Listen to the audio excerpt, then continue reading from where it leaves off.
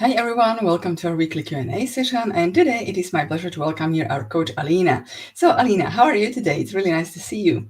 It's nice to see you too, Veronica. I'm doing good. I'm enjoying summer. It's not too hot. So it's definitely the kind of like weather that I really prefer.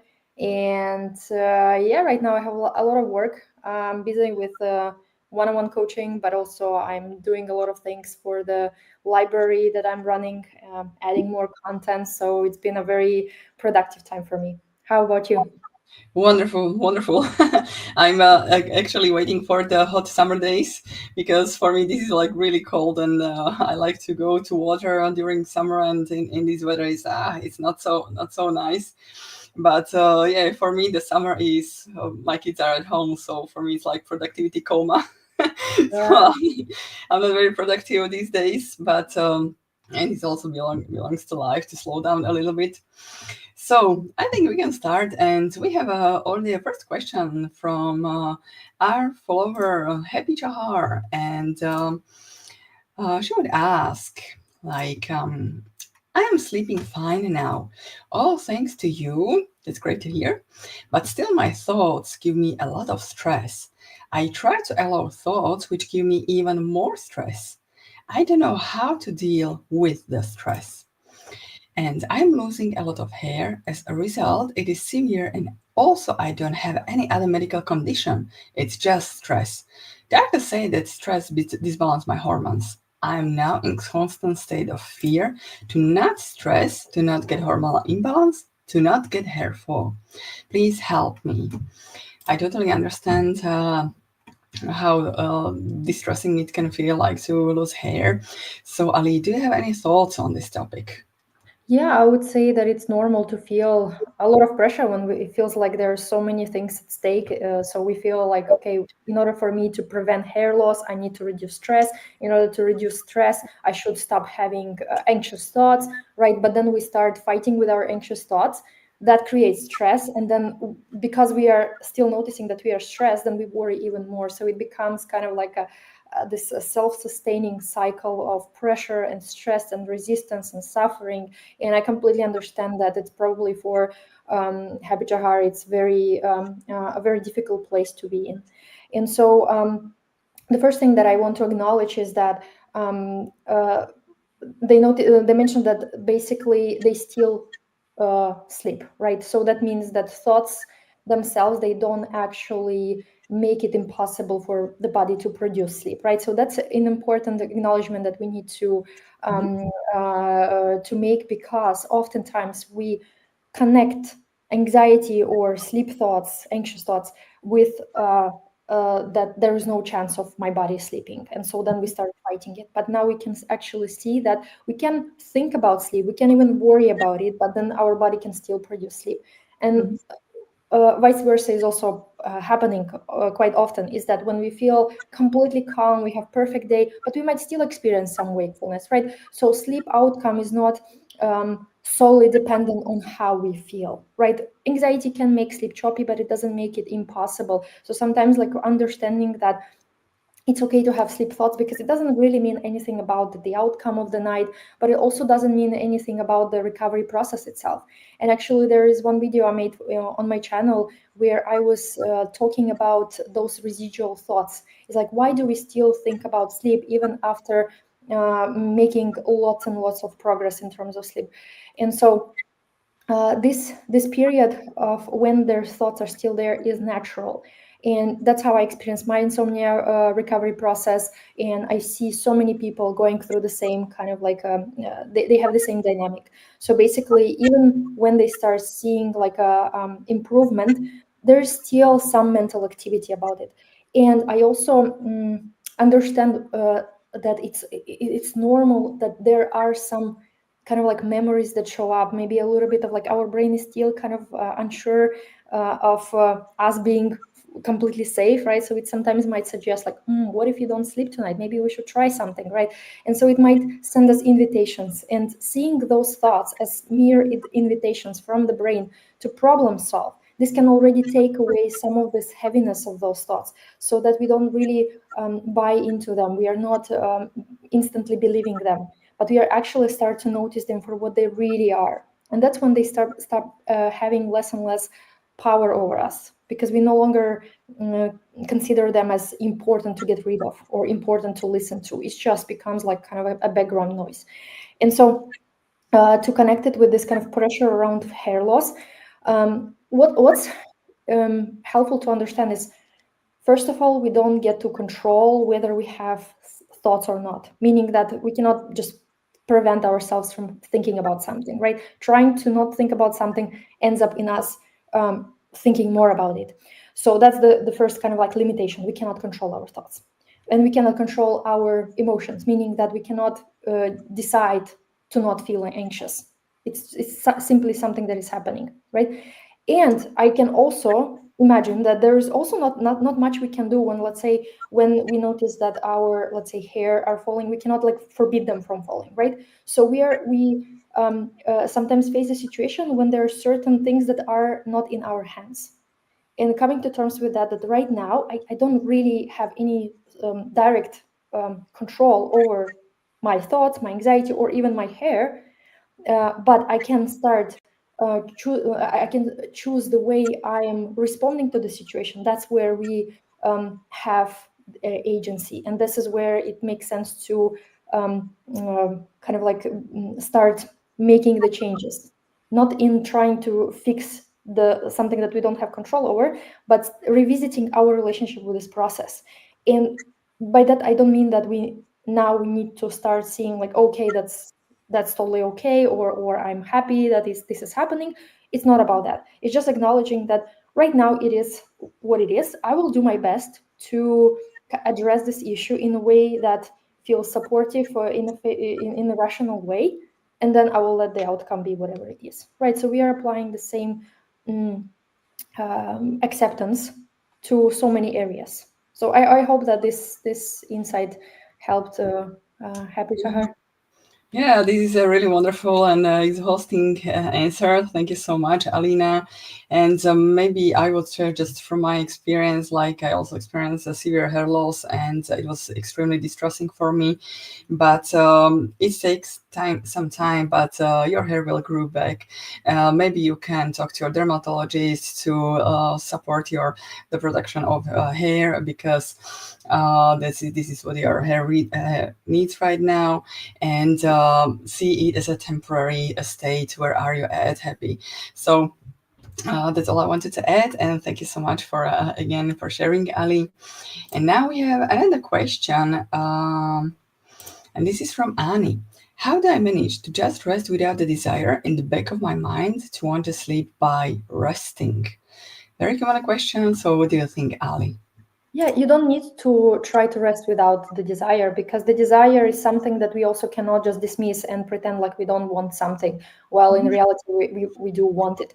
So in this whole the school of thought that we are talking about here, our goal is not to change our desires or fight them, because it's also one of the areas that we don't really control. And I usually give this example. For example, if you, Veronica, you like chocolate ice cream and you really don't like vanilla ice cream, there's nothing you can do to change that preference and kind of like swap one for another. It's like if you simply prefer something, then you just prefer it. And the best thing that what we can do is to acknowledge the desire, validate it, so make it okay for us to want something, and at the same time work towards releasing the pressure around the demands, the pressure that we put on ourselves. Because one thing is just to want to sleep well, and it is a healthy, normal desire.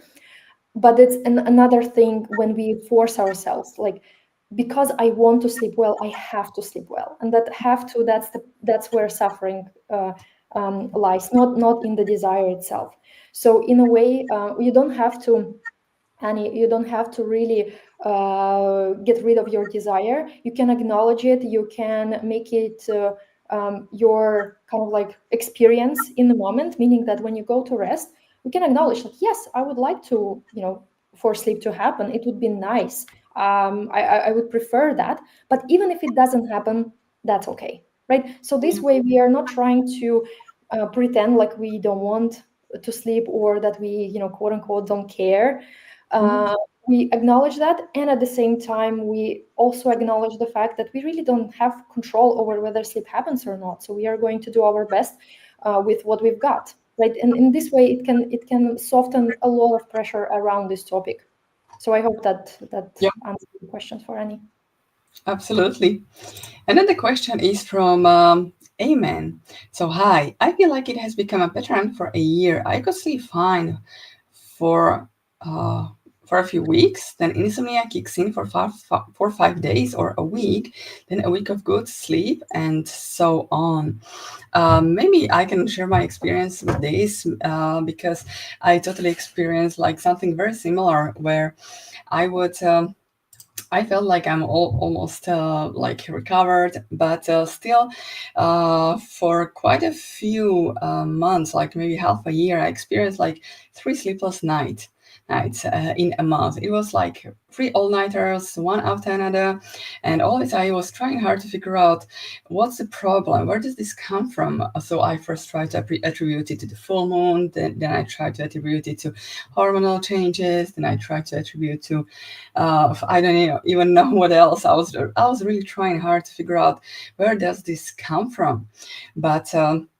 And then I read or heard a podcast with one woman, and she said like every time around her period she would experience sleepless nights or the trouble sleeping. It was just hormonal imbalance. It caused her like to have some trouble, and she would say like you know uh, these days after such nights, I always make them easier. I take care of myself.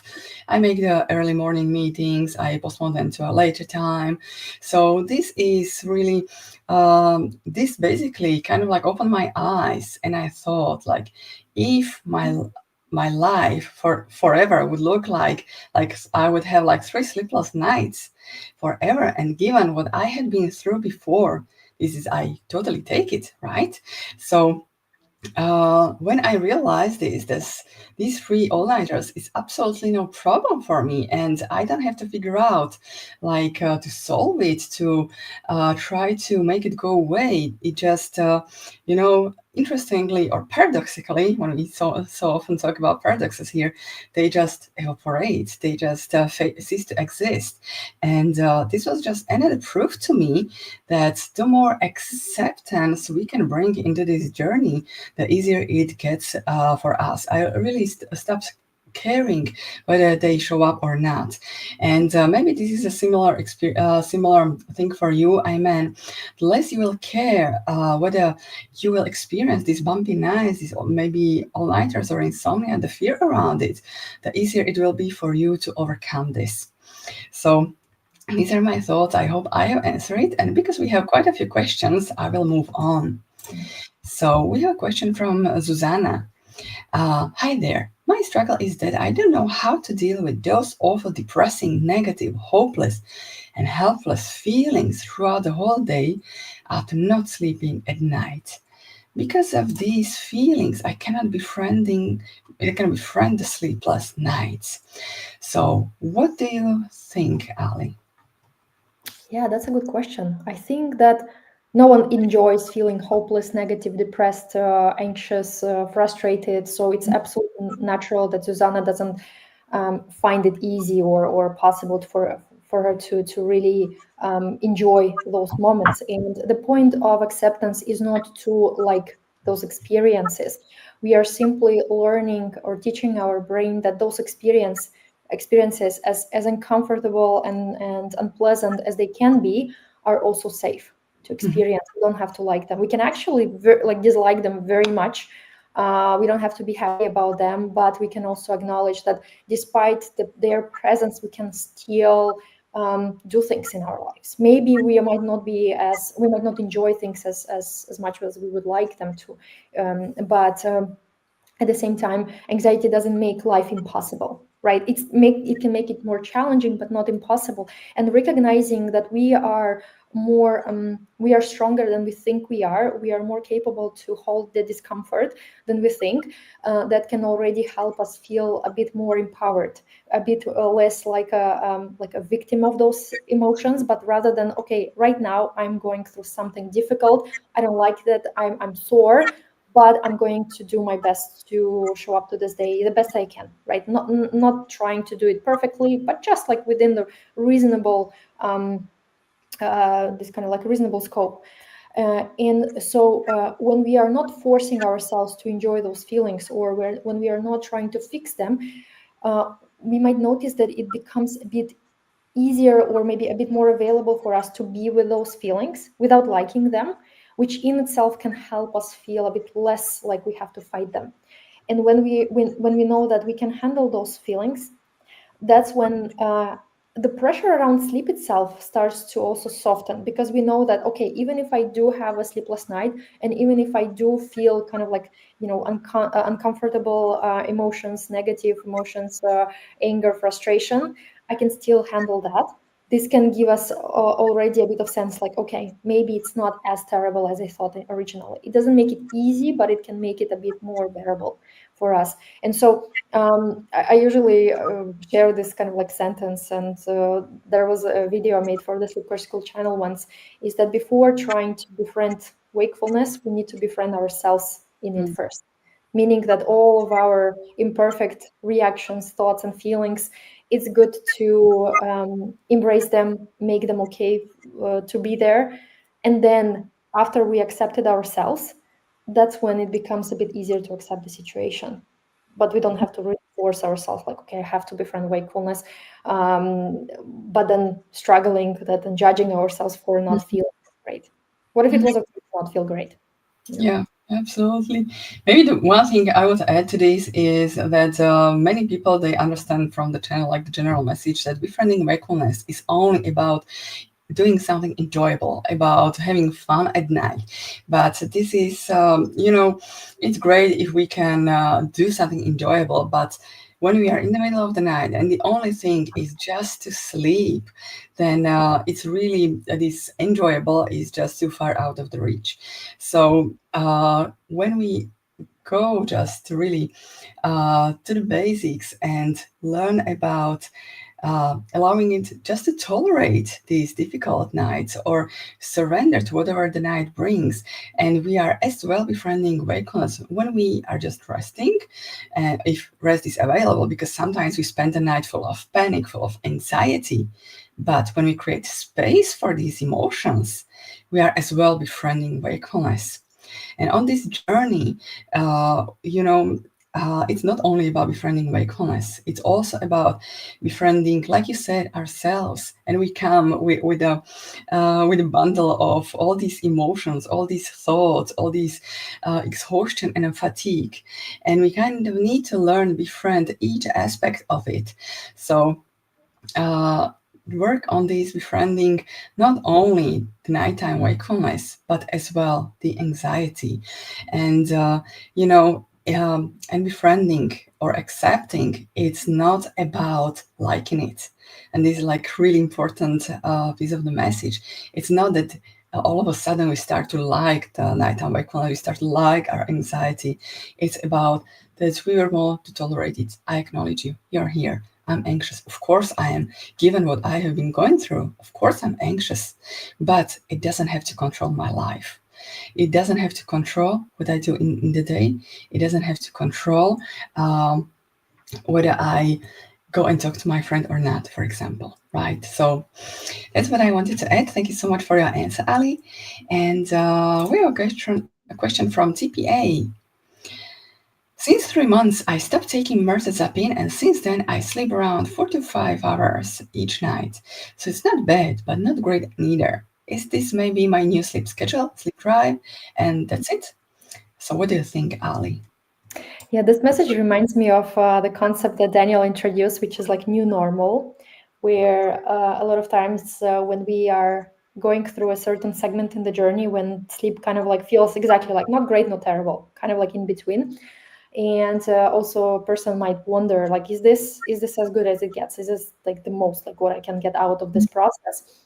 And in reality, of course, our body has capacity to produce peaceful nights, longer nights. It's not that something physically like is stopping us from having like a longer nights. Now the thing is that sometimes looking at this experience as our current new normal, not a forever new normal, but right now this is my new normal, and that's okay, can remove the resistance, the pressure of trying to get out of it, which in itself can help our process to keep unfolding and letting our hyperarousal to drop, creating more and more space for sleep drive to take over without any sort of like interferences.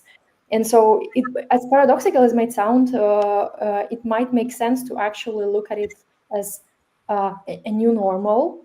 But with this kind of like notion, it doesn't mean that it's going to be a forever new normal. It's just like right now, this is normal, right? And then it can ease the pressure, ease the anxiety around it. So I Yeah, hope.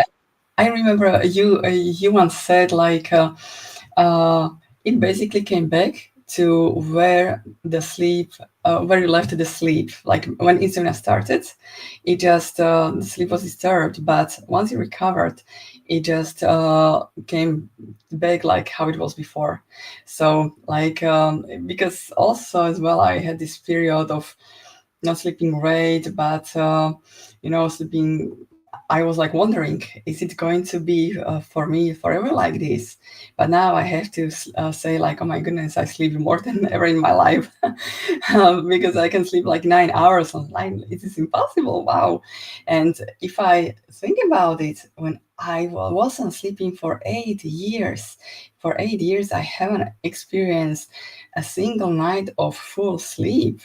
And so yes, this change is totally possible. So I just wanted to encourage you, TPA, and keep going on this journey. Right. We have a question from Sally. This is going to be the last question, and she's asking: most days I wake up at 1 to 3 a.m. If I don't have enough sleep pressure, what can I do to help my body? My insomnia was caused by a rare medication reaction, which is why I don't get enough sleep pressure most days. So, what do you think, Ali? Yeah, first maybe would like to clarify on what is meant by sleep pressure. If it's meant like sleep drive, what we are talking about, this is kind of like hunger for sleep. Then from this kind of like understanding, we can also look at it that our body knows how to accumulate this sleep drive or sleep pressure, let's call it this way. So there is literally nothing that we need to do for our body to produce that sleep drive. And also, we usually, like when we are struggling with insomnia, that is ridden like or driven by the pressure, the anxiety around sleep. Usually, we don't really lack the sleep drive or sleep pressure. We have abundance of pressure to sleep. It's like this kind of like struggle, like I have to sleep, I need to sleep, right? And so oftentimes it happens that when for a person who, let's say, wakes up in the middle of the night, right, usually it's not that their body is like lacking the sleep drive. What's most likely to happen is that our interpretation of nighttime wakefulness gives our brain something to problem solve now. Because we define waking up at 1 or 3 a.m. as something bad, something wrong, something that we shouldn't be happening, then the brain starts acting as if there is a problem, right? So what it does when there is a problem, our body starts and brain starts to mobilize the resources to fight or run or do something to fix this, right? And this is why when we do wake up at night, we already have a definition of that experience, the judgment of that experience as a negative one, as something that shouldn't be happening. So the brain is simply doing its job. Like, okay, if you say this is wrong, I'm going to try to fix it for you. But the way it tries to fix it is that it creates more hyperarousal, more alertness, which becomes counterproductive. And so it makes sense to revisit our relationship with nighttime awakenings because they are not as uncommon as we think they are. And even people without insomnia, they do experience awakenings. A lot of times people don't remember that they woke up during the night because there is not much struggle. And usually like we do wake up for a brief moment, but there's no reactivity, no pressure. And then the next phase of like the beginning of the next sleep cycle begins and we kind of transition to sleep. So people without insomnia, everyone do wake up throughout the night, but for those who don't have the fear, the struggle around this sleep, a lot of awakenings are not being remembered. And so it creates a sense like, oh, I just slept the solid chunk and I didn't wake up. But in reality, if they were to be, let's say, studied like would do a sleep study, there would be some kind of like fluctuations when, there would be more activity like throughout the night, when there would be brief awakenings. And so this tells us two things. Like, first of all, nighttime awakenings are okay, normal. They're nothing to be afraid of. And the second thing is to start creating a different uh, perspective on those awakenings, the different relationship with them, because that's what can break the cycle. And trying hard to stop waking up at 3 a.m., that's what creates, keeps the cycle going. By trying to avoid something, we keep kind of like experiencing the same thing. But when we make it okay for us to wake up throughout the night, then when awakening does happen, there is not so much reactivity, the brain feels safe, and then eventually it allows the sleep drive to take over, and we are kind of like entering the next, the next cycle. So yeah, it's like mostly about like the pressure around awakenings rather than the something being terribly wrong with us. But the thing is that this person mentioned this rare medication reaction, and you know what, I had like my insomnia started from a rare medication reaction. I was taking antibiotics and I didn't sleep for 2 days, basically. Like I was completely awake. And yes, maybe in the beginning that was the factor of my sleeplessness, but then I created the fear around it. So I was no longer even taking the medication, but my brain remembered that initial moment of the shock, like, or the surprise, what was happening, right? And so then it started to kind of like recreate this wakefulness, and I too thought that was still the effect of medication. It did something to my brain and it's kind of like irreparable. In reality, that was fear that was creating that wakefulness for me. So I hope that was helpful. Absolutely. Thank you so much for sharing, Ali. And right, we will wrap up with two nice, really nice comments. And well, the first one is from Happy. Thank you so much. You guys are wonderful. Literally godsend people for me. You have brought positive changes in my life. I wish you all the very best for your life. Thank you so much, Happy. Thank you so much for being here. And in the first place, thank yourself for being willing to do the inner work, which help you to get to a place you wanted to be. And second one is from TPA. Thank you so much. Your answer felt like relief. Wonderful. So thank you so much, Alina, for being here today. I will talk to you some other time. Thank you, everybody, for posting these wonderful questions. And if anybody is interested to work more with Coach Ali, she has her library. Check her Fearless Sleep channel. And if anybody's interested some more to speak with another knowledgeable coach from the Sleep Coach School, I will post a link under this video, of course, with a link of Coach Ali's library. And thank you so much for today, and bye-bye. Take care.